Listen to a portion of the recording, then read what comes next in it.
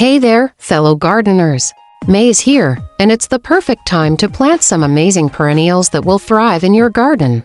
In this video, we'll show you our top picks for top-tier perennials to grow in May. Let's get started. Our first pick is the Zinnias. These vibrant flowers come in a variety of colors and are perfect for any garden.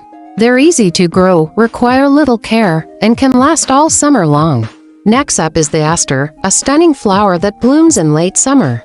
These flowers come in various sizes and colors and are an essential addition to any garden.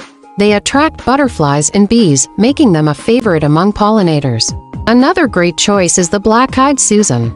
It's a hardy plant that can withstand heat and drought conditions, making it perfect for those tough spots in your garden. Plus, its bright color adds a pop of beauty to your landscape. Lastly, we have the blanket flower. This unique flower has a wild look that adds character to any garden. It comes in various colors and patterns that will make your garden stand out from the rest. That's it for today's video. We hope you found these tips helpful in choosing your own top-tier perennials to grow in May. Remember, happy gardening! Thanks for watching! If you enjoyed this video, don't forget to like, share, and subscribe for more gardening tips and tricks. Until next time, keep growing!